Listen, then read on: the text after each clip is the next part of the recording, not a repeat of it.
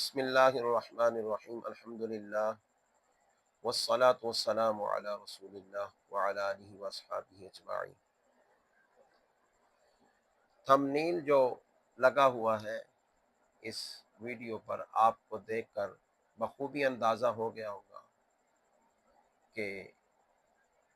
جو ہی ذو الحجہ کا چاند نظر آتا ہے تو ہر بندہ یہ تو سوال کرتا ہے کہ کون سا بندہ ہے جسے اب 10 دنوں تک اپنے بال بھی نہیں کٹوانے چاہیے، ناخن بھی نہیں کٹوانے چاہیے، لیکن اس شے کی طرف کسی کی توجہ نہیں کہ اس سے ایک اہم معاملہ بھی ہے جسے ہم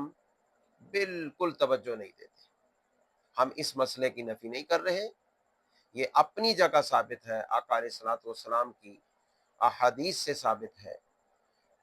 اور وہ کیا مسئلہ ہے، پہلے وہ مسئلہ سن لیں، پھر اہم چیز کیا ہے وہ بتاتے ہیں آپ۔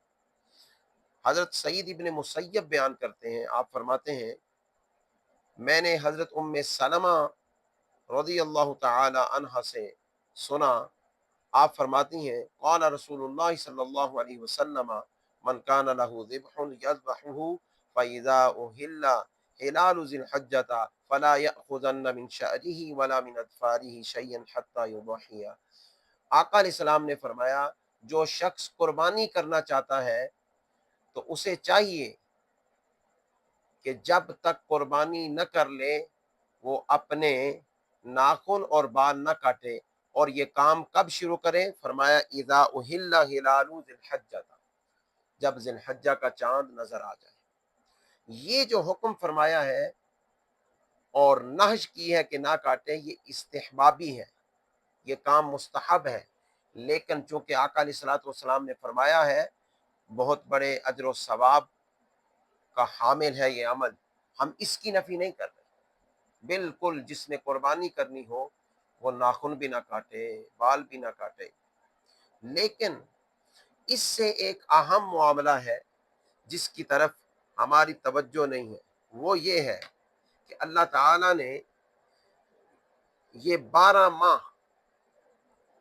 جنہیں ہم گنتے ہیں نا، اور ہم کہتے ہیں ہجری سال کے مہینے، تو اللہ تعالی نے ازل سے ہی ان کو مقرر کر رکھا ہے، اور لوح محفوظ میں یہ اللہ رب العزت نے لکھ رکھے ہیں کہ 12 مہینے ہیں، اور قرآن مجید میں ان کا تذکرہ ہوا۔ اللہ رب العزت نے فرمایا ان عدت الشہور عند اللہ 12 شہرا فی کتاب اللہ یوم خلق السماوات والارض منها 4 حرم، کہ مہینوں کی تعداد تو 12 ہے اللہ کی کتاب میں، تو اللہ کی کتاب سے مراد لوح محفوظ بھی ہو سکتا ہے۔ اچھا کب سے؟ فرمایا جس دن سے اللہ نے آسمانوں اور زمین کو پیدا فرمایا۔ تو ازل سے اللہ کی علم میں، علم ازلی میں یہ ہے کہ مہینے 12 ہیں، اور فرمایا منہا 4 حرم، ان میں 4 حرمت والی حرمت۔ تو آپ کو یہ پتہ ہونا چاہیے یہ جو ذی الحجہ کا مہینہ ہے یہ حرمت والا مہینہ ہے۔ یوں تو سارے مہینے اور ہر دن اور ہر گھڑی بندہ مومن کو چاہیے کہ گناہوں سے بچا رہے، لیکن حرمت والے مہینوں میں زیادہ کوشش کرنی چاہیے کہ بندہ کسی گناہ میں ملوث نہ ہو، کیونکہ ان مہینوں میں تفصیل میں لکھا ہے کہ یہ جو فرمایا نا 4 حرمت والے ہیں، تو ان حرمت والے مہینوں میں جیسے کسی اچھے عمل کا ثواب بڑھ جاتا ہے تو برے عمل کا جو گناہ ہے وہ بھی بڑھ جاتا ہے۔ اب وہ 4 مہینے کون سے ہیں پہلے یہ سن لیجیے۔ صحیح بخاری کی 4662 نمبر حدیث میں حضرت ابو بکرہ بیان کرتے ہیں آقا علیہ الصلوۃ والسلام نے فرمایا السنۃ 12 شہرا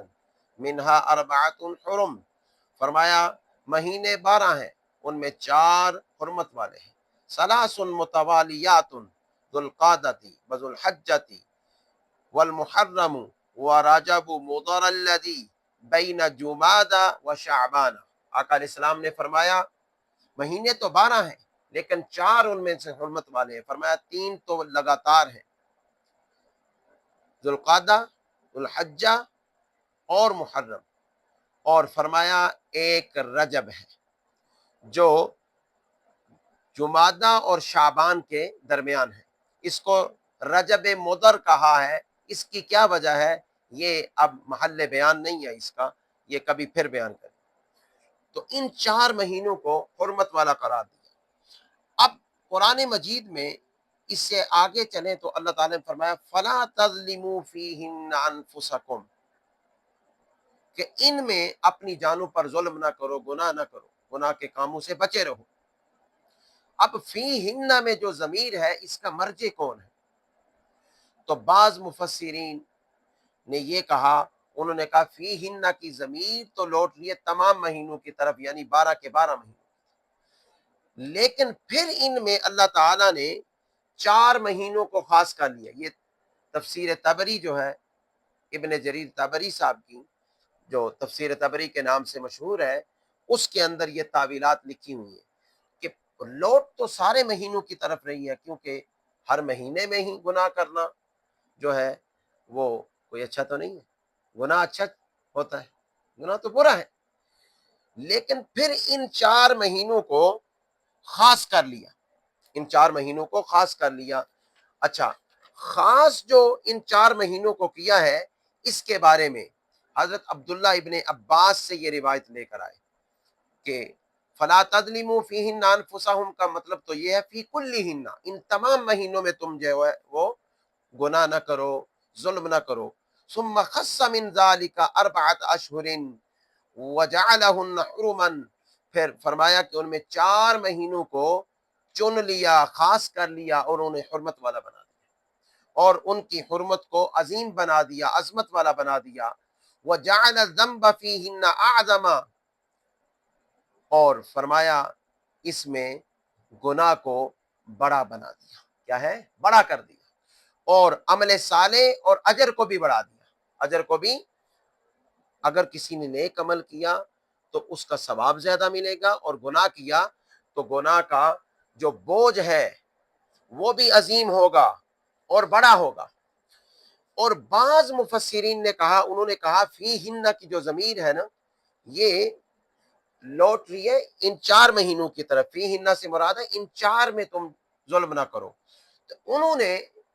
تفسیر میں یہ کہا ہے، انہوں نے کہا ان 4 میں منع اس لیے فرمایا کیونکہ گناہ تو ہر مہینے میں ہی بڑا ہے، ظلم کریں اپنی جان پر، گناہ کریں ہے تو بڑا، لیکن ان مہینوں میں اس لیے بڑا ہو گیا کیونکہ اللہ نے انہیں عظمت والا بنایا، اور اللہ جسے چاہے اپنے حکم سے عظمت والا بنا دے، عظیم بنا دے، اعظم بنا دے۔ تو جب اللہ نے انہیں حرمت والا بنایا ہے تو فرمایا ان 4 میں خصوصی طور پر فرمایا ہے کہ اس میں گناہ نہ کرو۔ اچھا، گناہ ان مہینوں میں اس لیے نہ کرو، فرمایا ان مہینوں میں اگر کوئی گناہ کرے گا تو گناہ بڑا ہوگا اور اس کا بوجھ انسان پر زیادہ ہوگا باقی مہینوں کی بنسبت۔ تو دیکھیے، بال چھوڑنے کی طرف چھوڑے رکھو جی، ناخن چھوڑے کی طرف ہمارا دھیان ہے، میں اس کی نفی نہیں کر رہا، بار بار کہہ رہا ہوں، کوئی اس کو مذاق نہ بنائے کہ پتہ نہیں ہم مذاق اڑا رہے ہیں، چھوڑے رکھیں، چھوڑیں، لیکن ناخن اور بال چھوڑنے سے اہم یہ ہے کہ ہم گناہوں کو چھوڑنے کی طرف توجہ دیں، گناہ چھوڑیں۔ اور اس مہینے کے اندر جو چھوٹے چھوٹے گناہ، ویسے تو چھوٹا گناہ تو چھوٹا نہیں ہوتا نہیں ہے، لیکن پھر بھی صغائر کی پٹی میں جو ہم گناہ کرتے ہیں ہم انہیں گناہ سمجھتے ہی نہیں ہیں، تو ان گناہوں سے پرہیز کرتے کرتے کرتے کرتے کرتے کرتے ہم کیا کریں، کبیرہ گناہوں کو بھی چھوڑنے کی اور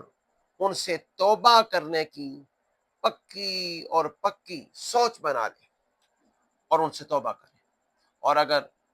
گناہ کرتے رہے، کبیرہ ہیں، صغیرہ ہیں، لا تعداد،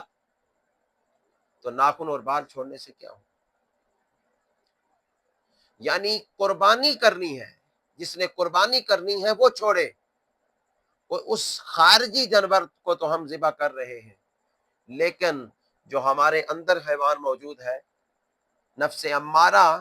اس کو کب ذبح کریں گے؟ یہ ایک لمحہ فکریہ ہے ایک بندہ